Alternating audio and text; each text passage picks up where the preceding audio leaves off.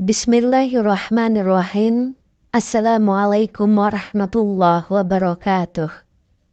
Syukur alhamdulillah kita bisa berjumpa lagi di channel ini. Sholawat dan salam selalu dan tetap tercurahkan kepada junjungan kita Nabi besar Muhammad sallallahu alaihi wasallam. Allahumma sholli ala sayyidina Muhammad wa ala ali sayyidina Muhammad. Harapan dan doa saya semoga saudaraku semuanya selalu diberikan kesehatan, dilapangkan rezekinya, diampuni dosa-dosanya, dan dipanjangkan umurnya. Amin ya rabbal alamin. Sahabat beriman yang dirahmati Allah, jalan hidup manusia sudah digariskan Sang Pencipta. Usia dan rezeki semua diatur oleh Allah Subhanahu wa Ta'ala. Tugas manusia adalah melaksanakan perintah dan menjauhi larangan Allah Subhanahu wa Ta'ala. Dan ini adalah cerita tentang dua makhluk yang hidup dalam kondisi kontrak. Seorang laki-laki kaya raya dan perempuan papa. Dalam kesehariannya, keduanya tampak begitu berbeda. Sang lelaki hidup padat oleh kesibukan duniawi. Sementara wanita yang miskin itu justru menghabiskan waktunya untuk selalu beribadah. Si perempuan miskin ini hanya memiliki satu harta yang bisa terlihat oleh tetangganya. Sebuah bejana dengan persediaan air wudhu di dalamnya. Ya, bagi wanita tat ini, air wudhu menjadi kekayaan yang membanggakan meski hidup masih pas-pasan. Syekh Abdul Wahab Asy-Sya'rani dalam kitab Al-Minahus Saniyah mengisahkan, suatu ketika ada seorang yang mengambil wudhu dari bejana milik perempuan itu. Melihat hal demikian, si perempuan berbisik dalam hati, kalau air itu habis, lalu bagaimana aku akan berwudhu untuk menunaikan sembahyang sunnah nanti malam? Apa yang tampak secara lahir tidak selalu menunjukkan keadaan yang sebenarnya. Diceritakan, setelah meninggal dunia, keadaan keduanya jauh berbeda. Sang lelaki kaya raya itu mendapat kenikmatan surga, sementara si perempuan yang taat beribadah itu justru masuk neraka. Apa masalahnya? Lelaki hartawan tersebut menerima kemuliaan lantaran sikap zuhudnya dari gemerlap duniawi. Kekayaannya yang banyak tak lantas membuatnya larut dalam kemewahan, cinta dunia, serta kebakhilan.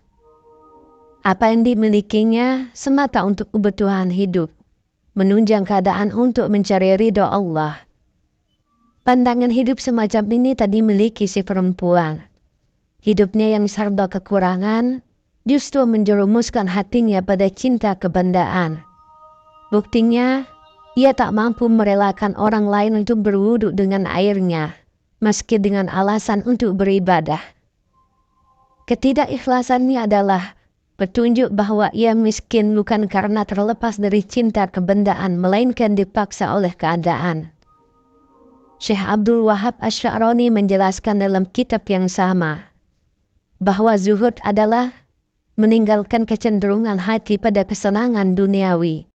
Tapi bukan berarti mengosongkan tangan dari harta sama sekali. Segenap kekayaan dunia direngkuh untuk memenuhi kadar kebutuhan dan memaksimalkan keadaan untuk beribadah kepadanya. Nasihat ulama sufi ini juga berlaku kebalikannya. Untuk cinta dunia, seseorang tak mesti menjadi kaya raya terlebih dahulu.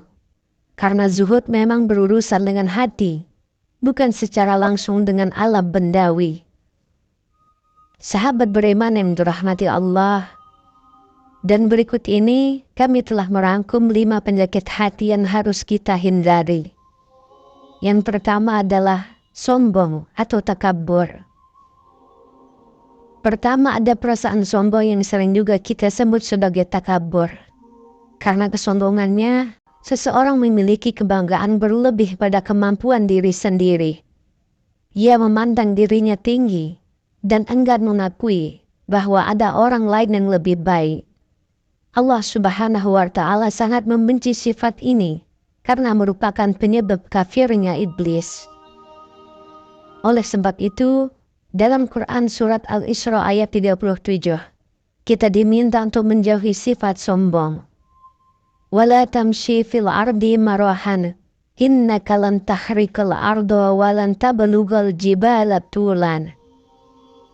Yang artinya, dan janganlah kamu berjalan di muka bumi ini dengan sombong, karena sesungguhnya kamu sekali-kali tidak dapat menembus bumi dan sekali-kali kamu tidak akan sampai setinggi gunung.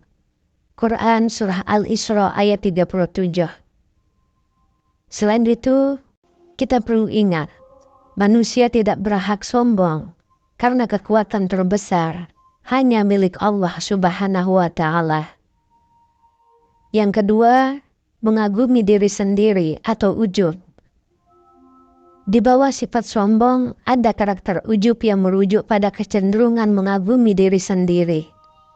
Kebiasaan inilah yang menjadi akar rasa sombong di dalam hati seseorang.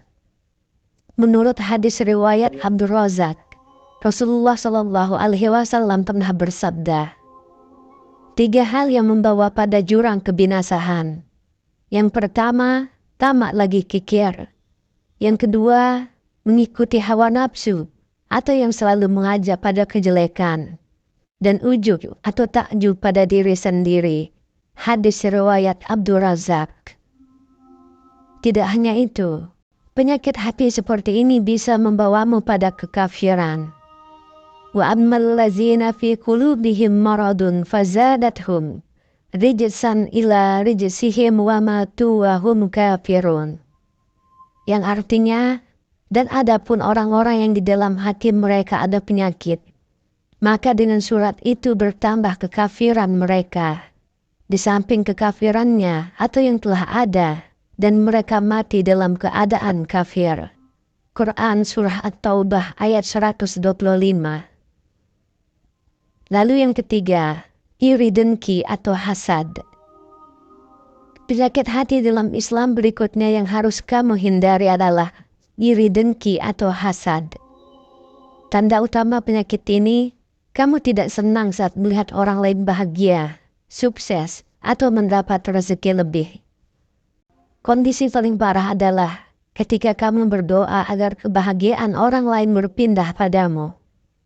Perlu kita pahami, iri dengki adalah salah satu penyakit yang bisa menggugurkan pahala. Kini senada dengan ucapan Rasulullah Shallallahu Alaihi Wasallam dalam hadis riwayat Abu Daud. Waspadalah terhadap hasad. Sesungguhnya, hasad mengikis pahala-pahala sebagaimana api memakan kayu. Hadis riwayat Abu Daud. Bahkan, meski kamu hanya mengucapkan dalam hati, Allah Subhanahu wa Ta'ala dan malaikat pasti tetap mengetahuinya. Yang keempat, suka pamer atau riya. Kamu senang pamer setelah melakukan hal yang baik. Hati-hati, perilaku seperti ini bisa menghilangkan pahala dari amalan baikmu. Pasalnya, kebiasaan pamer atau riya termasuk penyakit hati dalam Islam yang tidak Allah Subhanahu wa Ta'ala sukai. Riya akan menghilangkan rasa tulus ikhlas yang seharusnya kamu miliki ketika melakukan ibadah. Contoh pamer adalah melakukan sedekah hanya ketika ada orang lain yang bisa melihat dan menyanjungmu. Kemudian yang kelima, kikir atau bakhil. Penyakit hati terakhir yang harus kita hindari adalah kikir atau bakhil. Dasar utama dari perilaku ini adalah perasaan bahwa apa yang kamu miliki masih kurang. Akibatnya, kamu tidak mau membagi rezeki kepada orang lain yang lebih membutuhkan. Padahal harta yang ia miliki sudah lebih dari cukup untuk hidup dengan nyaman. Di dalam Al-Quran Surat Al-Imran ayat 180, dijelaskan bahwa mereka yang kikir di hari kiamat kelak harus membawa hartanya dengan mengalungkannya. Sahabat beriman yang dirahmati Allah, dan itulah dia beberapa penyakit hati dan kisah seorang wanita yang masuk neraka karena masalah air wudhu. Semoga kita bisa mengambil beberapa pelajaran dan hikmah, dan semoga video ini bermanfaat untuk kita semua. Amin ya rabbal alamin. Assalamualaikum warahmatullahi wabarakatuh.